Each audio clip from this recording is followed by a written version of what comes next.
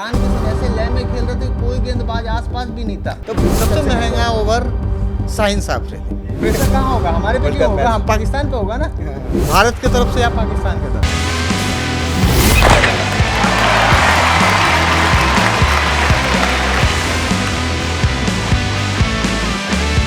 नमस्कार, स्वागत है आपका पिच का पंच के एक और धमाकेदार एपिसोड में। कल रात जो हुआ वो सिर्फ मैच नहीं, एक जज्बा था, एक जंग थी, एक कहानी थी जो सीधा दिल पर लिख दी गई। जब मैदान पर भारत और पाकिस्तान टकराए तो हवा में सिर्फ टेंशन नहीं बल्कि इतिहास की भी खुशबू थी। खैर, कल के मैच में हर बॉल पर सांसें तो नहीं रुकी, लेकिन मैदान पर एक नाम गूंजता रहा, वो था ईशान किशन का। तो आज इसी पर चर्चा करेंगे। मैं हूं दिवाकर और मेरे साथ हैं आदित्य। आदित्य, कैसा रहा कल का मैच? देखिए, कल का मैच जितना हम उम्मीद कर रहे थे उस लिहाजे से नहीं गुजरा। बिकॉज पाकिस्तान ने जब टॉस जीता और टॉस जीत के उन्होंने जो गेंदबाजी करने का फैसला लिया, वो मेरे हिसाब से बहुत ज़्यादा खराब डिसीजन था, जिसकी खामियाजा पाकिस्तान को भुगतना पड़ा। क्योंकि इस मैच का चर्चा हम काफी समय से कर रहे थे और इस मैच का इंतजार भी बिल्कुल एक दर्शक के पॉइंट ऑफ व्यू से भी बात करें तो काफी लंबे समय से इस मैच का इंतजार कर रहा था। और हम अपने पैनल में क्रिकेट के पंच का जो हम शो ले रहे हैं, उस शो में भी हम लगातार बात कर रहे थे कि जो आर प्रेमदास स्टेडियम का जो पिच है, वहाँ पहले बल्लेबाजी करना ही मदद होगा। और इसके अलावा जो T20 का कमेंट्री पैनल है, वो भी लगातार जिक्र कर रहा था कि जो टीम कल टॉस जीतेगी वो पहले बल्लेबाजी करे। लेकिन सलमान अली आगा अपने आप को ज़्यादा कॉन्फिडेंट दिखे और टॉस जीत के उन्होंने गेंदबाजी करने का फैसला लिया। खैर पाकिस्तान के कप्तान ने तो पहले ही साफ कर दिया था कि हम उसी इंटेंट के साथ वापस आ रहे हैं। तो मैच तो कहीं ना कहीं भारत तो जीतने वाली थी, बिल्कुल जीतने वाली थी, लेकिन हमें उम्मीद थी कि थोड़ा मैच में टक्कर थोड़ा जोरदार होना चाहिए था, जो बिल्कुल हमें देखने को नहीं मिला। हालांकि जो पहला ओवर पाकिस्तान की तरफ से कप्तान ने करा, वो थोड़ा सा अचंभित करने वाला था।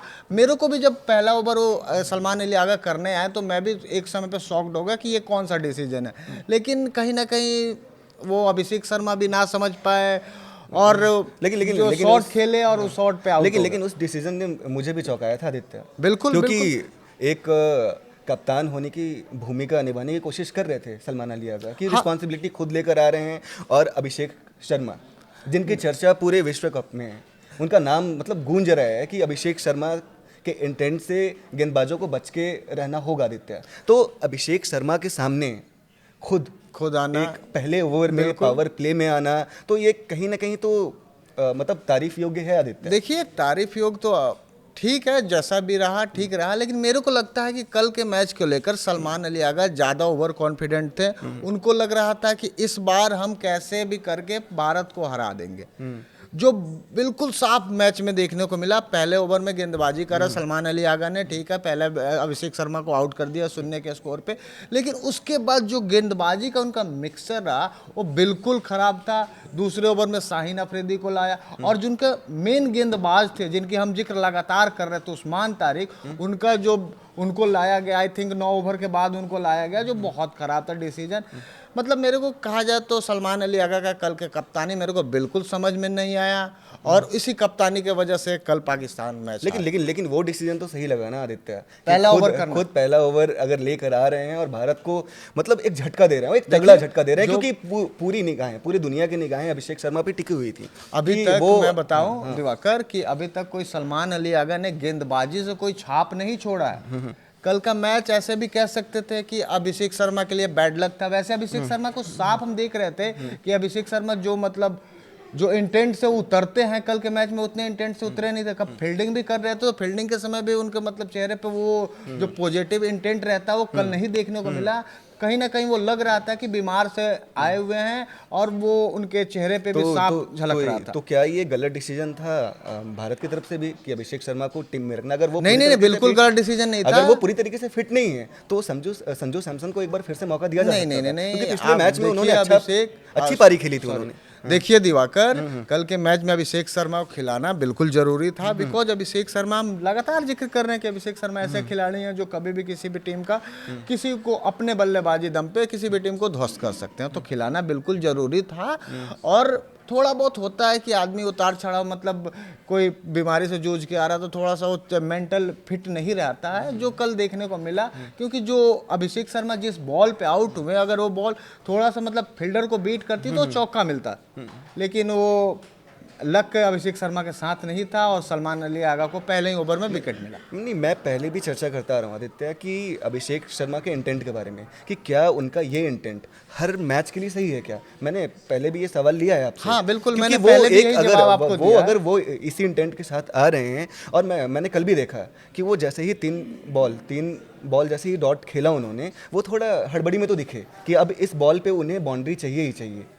तो ये तो इंटेंट पे थोड़ा सवाल रहेगा आदित्य। नहीं, कल के इंटेंट पे सवाल रहेगा जरूर, क्योंकि कल जो उन्होंने 3 बॉल जो आप पहले फेस करा, अगर उनमें से कोई एक बॉल सेलेक्ट करते चौके या छक्के मारने का तो ज़्यादा इंपॉर्टेंट रहता। और कल कहीं ना कहीं उनका जो शॉट सिलेक्शन भी था वो कहीं ना कहीं सवाल के घेरे में है, क्योंकि वो शॉट वहाँ नहीं खेलना था, उनको कवर के ऊपर से वो शॉट वो खेल सकते थे जो इजिली चौका जा सकता था। खैर, हम समझाने वाले अभिषेक शर्मा को कोई नहीं होते, हमसे ज़्यादा एक्सपीरियंस है, हमसे अच्छे खिलाड़ी हैं, लेकिन कहीं ना कहीं कल शॉट सिलेक्शन या कहे तो अभिषेक शर्मा के साथ लक नहीं था, जिस वजह से अभिषेक शर्मा फंसे। मेरे अकॉर्डिंग थोड़ा दबाव में दिखे। अब ये हो सकता है कि वो पूरी तरीके से फिट ना हो, मेंटली पूरी तरीके से फोकस्ड ना हो, लेकिन थोड़ा तो दबाव में दिखे हैं कल आदित्य। तो लगातार इसलिए मैं ये सवाल करता आ रहा हूँ कि क्या उन्हें भी अपने इंटेंट की में चेंज लाने की ज़रूरत है, कि वो मैच के अकॉर्डिंग थोड़ा खेलने की कोशिश करें। कि अगर ठीक है 3 बॉलों पे अगर शॉट नहीं लगते हैं तो एक ओवर वेट किया जा सकता है। अगले ओवर में ईशान किशन ने करके भी दिखाया कि ठीक है, इस ओवर में अगर रन नहीं बनता है तो अगला ओवर जैसे ही उनके पाले में गेंद मिलती है तो वो छक्के या चौके के लिए जाएंगे। देखिए दिवाकर, ये अभिषेक शर्मा को अभी जिस मुकाम पे अभी हैं, लगातार T20 में रैंकिंग 1 पे हैं, ये अपने इसी पॉजिटिव इंटेंट की वजह से ही हैं। तो मेरे को नहीं लगता कि अभिषेक शर्मा को अपने गेम जो वो खेल रहे हैं उसमें चेंज करने की ज़रूरत है। जैसा गेम वो खेल रहे हैं वैसे ही खेलते रहना चाहिए। देखिए, रन बनना ना बनना ये कहीं ना कहीं लक भी मैटर से चलता है। तो मेरे को लगता था पहले बात तो ये कि मेरे को लगता है कि कल मेंटली फिट नहीं थे। दूसरी बात, कल अभिषेक शर्मा का लक नहीं था जी, या दिन नहीं कह रहा, या वही कह रहा हूँ, लक नहीं था, दिन नहीं था, जिसकी वजह से वो सलमान अली आगा, जो मेरे को लगता है कि 3 से 4 मैच में ही उन्होंने T20 में गेंदबाजी करी होगी। कोई ज़्यादा विख्यात बॉलर नहीं है, कभी कभी बॉलिंग करते हैं। तो आपको नहीं लगता कि कल पाकिस्तान टीम एक अलग प्लानिंग के साथ आई थी? बिल्कुल, जो भी प्लानिंग करने के लिए, और कहीं ना कहीं टीम पाकिस्तान सफल भी हुई कि अभिषेक शर्मा को आउट करने में सफल रहे। लेकिन उसके अलावा हम कप्तानी की बात करें तो कप्तान ने, सलमान अली आगा ने उस तरह से अपने बॉलरों को रोटेट नहीं करा जैसे करना चाहिए था। मैंने देखा कि सदाब खान से बॉलिंग करवाए, अबरार अहमद के पहले, अबरार अहमद से सॉरी उस्मान तारिक हाँ, उस्मान तारिक से पहले अबरार अहमद को बॉलिंग करवाया, सदाब खान को बॉलिंग कराया, वो क्या नाम है, मोहम्मद नवाज को बॉलिंग कराया। क्या उस्मान तारिक को पहले लाया जा सकता था? मेरे लिहाज से बिल्कुल पहले लाया जा सकता था, क्योंकि हम सबसे ज़्यादा मैच के पहले हम चर्चा किसके कर रहे थे? उस्मान तारिक। उस्मान तारिक को थोड़ा सा पहले लाना चाहिए था, जहां विकेट स्टार्टिंग फेज में पहले ही ओवर में विकेट गिर गया।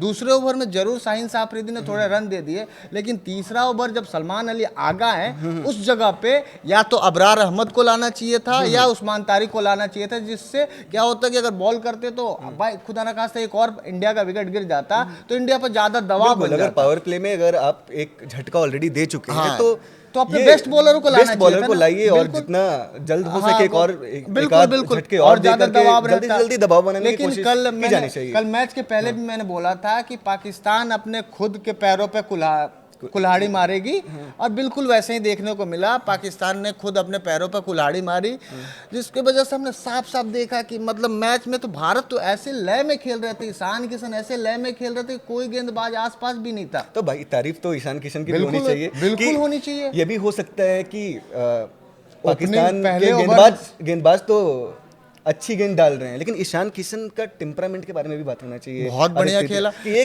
एक बड़ा झटका लग चुका है ऑलरेडी। हाँ, बिल्कुल। और अभिषेक शर्मा जैसे बल्लेबाज का विकेट ऑलरेडी पाकिस्तान को मिल चुका है। हाँ। तो एक रन रेट का भी दबाव होता है कि सामने वाला जो नॉन स्ट्राइक पे बैट्समैन है तो वहां होता है कि रन रेट को पावर प्ले में बढ़ाना है। कि भारत पाकिस्तान का मुकाबला था, इसका ज्यादा दबाव, बड़ा मुकाबला है। लेकिन ईशान किशन ने क्या खूब पारी खेली और बिल्कुल दबाव अपने ऊपर आने ही नहीं दिया। उनको कहीं नहीं लगा कि हम भारत का पहला विकेट पहले ओवर में गिर गया, जो उसके बाद उन्हें पॉजिटिव इंटेंट से खेला, क्या खूब खेला।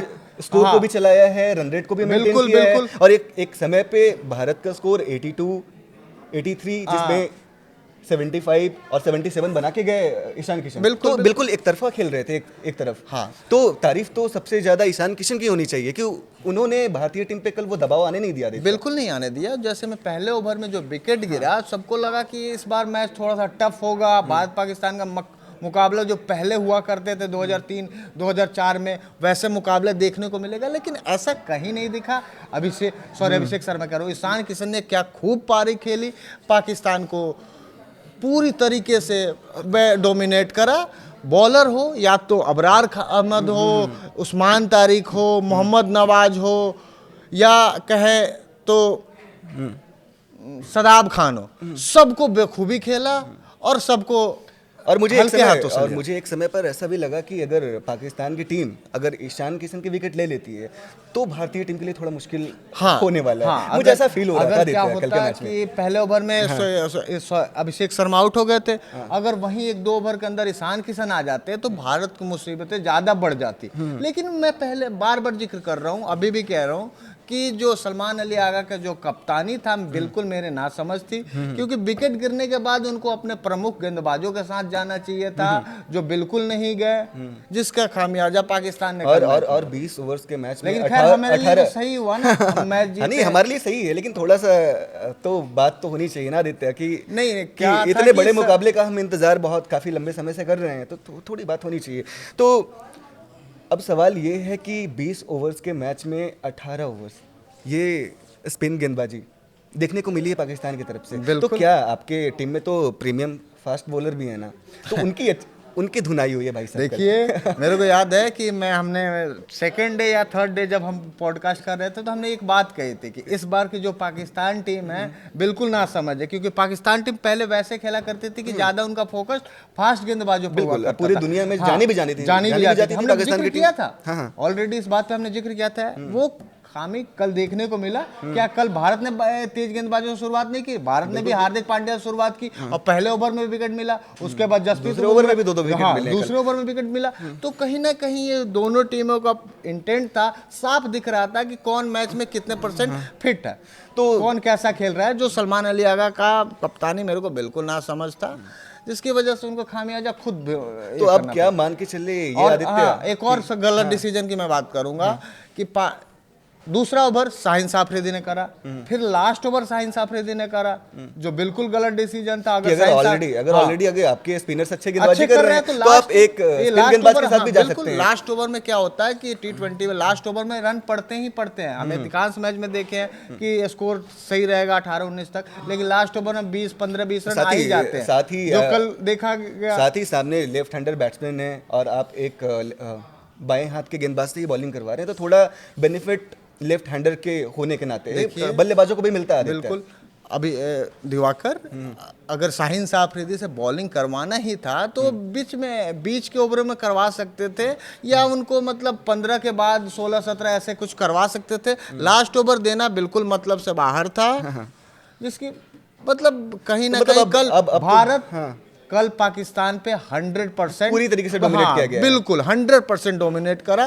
बैटिंग हो, बॉलिंग हो, फील्डिंग हो, या पावर प्ले में भी बिल्कुल हर जगह भारत ने डोमिनेट करा। तो अब क्या हम ये मान के चले कि पाकिस्तान की गेंदबाजी में वो दम है नहीं जो पहले हुआ करती थी, और पाकिस्तान की टीम पूरे दुनिया में जानी जाती थी अपने फास्ट बॉलिंग के लिए और अपने गेंदबाजी के लिए, तो कल पूरी तरीके से नाकाम दिखी है, पूरी तरीके से नाकाम दिखी है। तो क्या पाकिस्तान के ऊपर स्कोर का भी दबाव था क्या आदित्य? क्योंकि इससे पहले भी देखा गया है कि जितने भी मुकाबले हुए हैं वर्ल्ड कप में, T20 के खासकर मैं बात कर रहा हूँ, तो कल का जो स्कोर है वो सबसे हाईएस्ट स्कोर है पाकिस्तान के सामने। तो इसका भी दबाव था क्या? देखिए, अगर बात करें तो इससे पहले पाकिस्तान की तरफ से वर्ल्ड कप में, भारत की तरफ से वर्ल्ड कप में मैं एक और सवाल जोड़ना चाहूंगा आदित्य, कि कल भारत का स्कोर और भी हो सकता था क्या? क्योंकि जिस तरीके से कल ईशान किशन ने बैटिंग की है, तो पावर प्ले में अच्छी शुरुआत देना, उसके बाद 10 ओवर तक अगर हम देखें तो भारत का स्कोर अच्छा खासा था। लेकिन तो अगर बाद में अगर बल्लेबाज आ रहे हैं तो उनके पास मौका था, उनके पास अच्छी शुरुआत थी, तो स्कोर और भी स्कोर बोर्ड पे लगाया जा सकता था। तो ये सवाल मैं जो ऐड करना चाहता था। बिल्कुल दिवाकर, इसके पहले अगर हम बात करें तो अभी तक हमने 9 मुकाबले, कल के मुकाबले लेकर हमने पाकिस्तान से 9 मुकाबले खेल लिए, लेकिन कल का जो स्कोर बना अब तक का Bharat Pakistan T20 world cup में सबसे बड़ा स्कोर था। उसके पहले हमने 2022 में हमने 159 रन बनाए थे, जहां Virat Kohli man of the match थे। और कल के मैच की अगर हम बात करें तो कल के मैच में बिल्कुल इससे ज्यादा स्कोर हो सकता था। जैसे में हार्दिक पांड्या आया और पहले ही बॉल पे वो आउट हो गया, अगर हार्दिक पांड्या वहां रुकते तो थोड़ा ज्यादा स्कोर जा सकता था। फिर रिंकू सिंह ने जो लास्ट में रन आउट करवा दिया शिवम दुबे को, वो भी रन कुछ और बन सकते थे। लेकिन जो भी मैंने मैच के पहले भी जिक्र करा था कि कल के मैच में मुश्किल से मुश्किल 170-175 का स्कोर होगा, जो हमने जिक्र करा था वैसे ही देखने को मिला। एक बड़ा स्कोर था आदित्य। अगर आर प्रेमदासा जैसे स्टेडियम के ग्राउंड की अगर बात की जाए तो वहाँ पे 175 स्कोर, हाँ बिल्कुल अच्छा स्कोर था, वो भी तब जब मैच पे बारिश का साया हो। बिल्कुल ये एक अच्छा स्कोर था। और भारत पाकिस्तान के पॉइंट ऑफ व्यू से भी देखा जाए तो काफ़ी अच्छा स्कोर था। मुझे अच्छा लगा कि कल भारतीय टीम के बल्लेबाजी को देखते हुए भी। लेकिन मुझे थोड़ा सा कमी मिडिल ऑर्डर में देखने को कल मिली है कि ईशान किशन ने एक अच्छी शुरुआत दी है, तो स्कोर को थोड़ा और बिल्ड किया जा सकता था। बिल्कुल तो बिल्ड किया जो सवाल था आदित्य की पाकिस्तान के ऊपर इस चीज़ का भी दबाव था क्या, भारत के स्कोर का भी दबाव था? क्योंकि इससे पहले भारत और पाकिस्तान के मैच में इतना बड़ा स्कोर देखा नहीं गया है। हाँ आपकी बात तो सही है, लेकिन पाकिस्तान तो कहीं ना कहीं वो तो गलती उन्होंने स्टार्टिंग में ही कर दी, मैच शुरू होने के पहले ही गलती कर दिया जब उन्होंने टॉस जीत के गेंदबाजी करने का फैसला लिया। उनको लगता था कि इस मैच में हम इंडिया को डोमिनेट करेंगे और इंडिया को हराएंगे। ओवर कॉन्फिडेंट थे, कॉन्फिडेंट भी नहीं ओवर कॉन्फिडेंट थे सलमान अली आगा कि हम इस मैच को जीत रहे हैं। पता नहीं कौन से वो वहम में चल रहे थे, उनको क्या लग रहा था, लेकिन वो जो अपना प्लान भी था उस प्लान पे भी कायम नहीं रहे ना। शायद ये भी हो सकता है कि बार बार उस्मान तारिक तो चर्चा में थे, तो उन्हें ऐसा लग रहा था कि हमारे पास मिस्ट्री स्पिनर है और इस मैच में हम इंडिया को चोट पहुंचाने वाले हैं। वही तो बात मैं भी कह रहा हूँ, उस पे भी तो कायम वो नहीं रहे। उस्मान तारिक को उन्होंने कब लाया? 9 ओवर के बाद। क्या मतलब बनता है जब आपके पास इतना हवा, मतलब जिसके हर जगह चर्चा हो रहा है, उनको आप लास्ट में ला रहे हो, तो मतलब है ही नहीं। क्योंकि सूर्य कुमार यादव ने पहले ही तैयारी कर रखी थी, उस्मान तारिक जैसे बॉल डालना और अपने बल्लेबाजों को प्रैक्टिस करवाना, तो कहीं ना कहीं ये चीजें दिमाग में तो थी ना, लेकिन जो कप्तान के दिमाग में भी थी कि भारतीय टीम पूरी तरीके से तैयार है उस्मान तारिक को भी खेलने के लिए। बिल्कुल। तो देखिए उस्मान तारिक का जो मैच के पहले जो हवा बनाया गया था, कल भारतीय बल्लेबाजों ने बहुत सूझबूझ से उनको खेला, जो दिखाया कि आप बेशक आप शेन वॉर्न की ही क्यों ना हो, मैं हूं भारतीय टीम में और मैं बहुत अच्छे से स्पिन खेलता हूं, हमारे स्पिन का खेलने की जो क्षमता है बहुत पहले से है। लेकिन खैर भारतीय टीम कुछ समय से स्पिनरों के सामने थोड़ा स्ट्रगल कर रही थी, इस चीज को भी थोड़ा देखिए दिवाकर, कल के मैच में क्या था कि पिच ही वैसे कंडीशन में थी, तो भारत ने जो स्पिनरों को खेला, मेरे को नहीं लग रहा कि मतलब कोई ज्यादा डिफिकल्टी हुई भारत को खेलने में,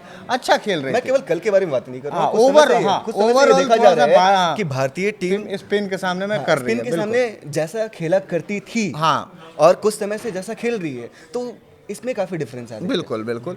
लेकिन कल के मैच में भारत ने स्पिन को अच्छे से ट्रीट करा, अच्छे से खेला।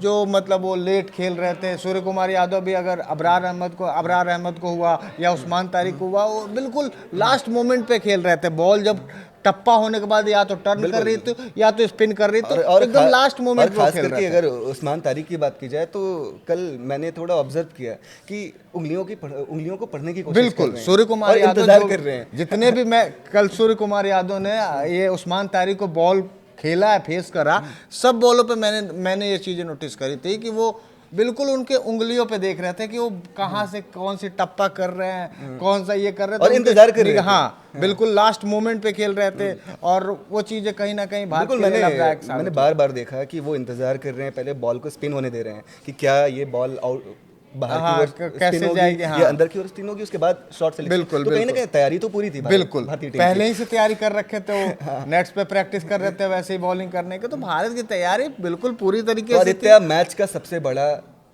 गेम चेंजर कल के मैच में मैं ऐसा नाम बोलूंगा, ईशान किशन जरूर मैच के हीरो थे, लेकिन मेरे अनुसार से कल के मैच का गेम चेंजर था भारत का पहला ओवर की गेंदबाजी।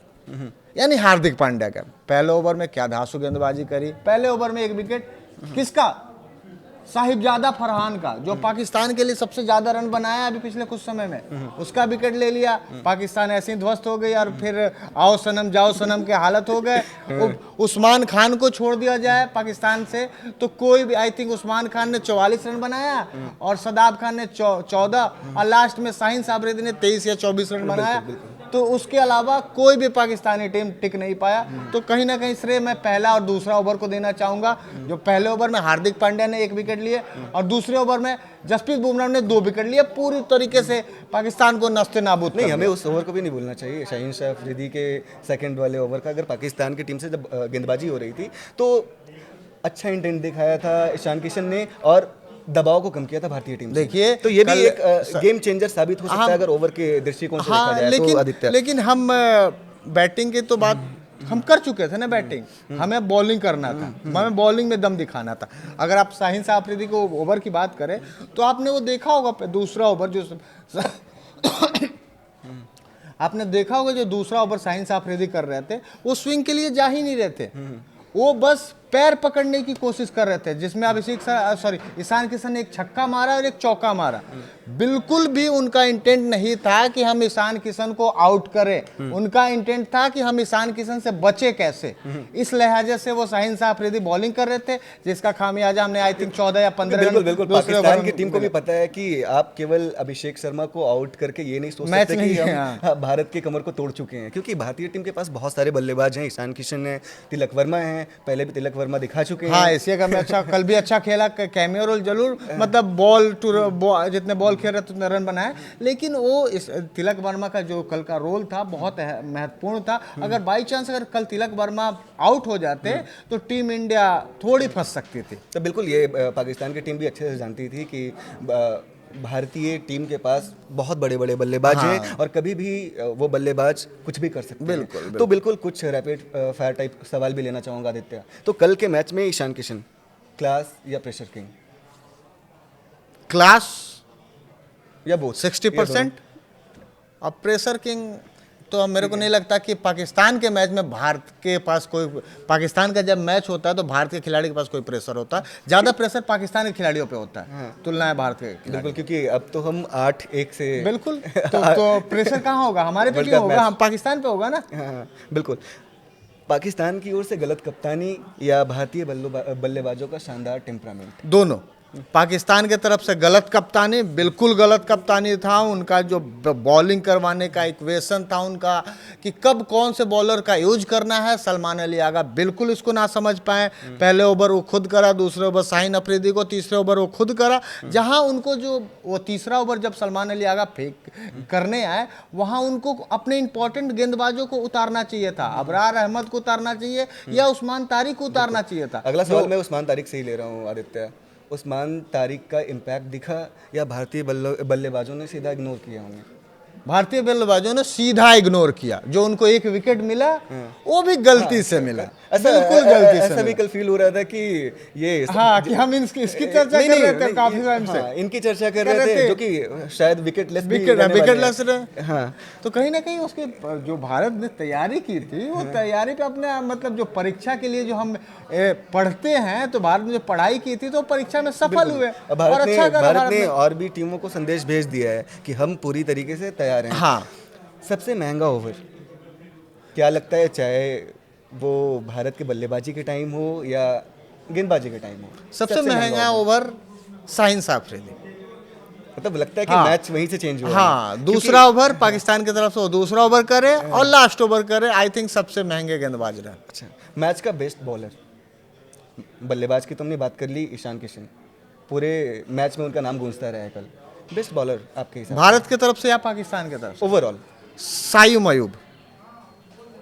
अयूब, पाकिस्तानी ऑलराउंडर, बिल्कुल, जिन्होंने 3 विकेट लिए और अच्छी गेंदबाजी करी। उनके बॉल में टर्न भी दिख रहा था, उनके बॉल घूम भी रही थी अच्छे से। तो मेरे लिहाज से सैम अयूब। हाँ, पाकिस्तान का अगर कल के मैच में 100% अपनी गेंदबाजी में किसी ने दिया है वो सैम अयूब। नहीं, फील्डिंग के टाइम में भी उन्होंने अरे कितने मिस फील्ड कर सदाब खान, सैम अयूब ने अच्छी फील्डिंग भी करी जरूर। किस ओवर ने मैच पलटा देता है? 21 ओवर में मैच पलटा। मैंने आपको आपको क्या लगता है कि मैंने आपको पहले ही बोल वो दिया कौन कि सा ओवर दूसरा था? ओवर जो पाकिस्तान की तरफ से दूसरा ओवर था, वहीं मैच का मूवमेंट बिल्कुल चेंज हो गया। पहले ओवर में जो 6 रन 1 विकेट गिरे हुए थे, दूसरे ओवर में आई थिंक 14 या 15 रन बने, जो पाकिस्तान से मैच आगे लेके चला गया। आई थिंक दूसरा over. Player of the match आपके हिसाब से? बिल्कुल ईशान किशन, ईशान नो किशन डाउट। को देना हाँ चाहिए। बिल्कुल, 40 बॉलों में 77 रन बनाया, बिल्कुल ईशान किशन, इसमें कोई शक नहीं। अच्छा मैन ऑफ द मैच थे।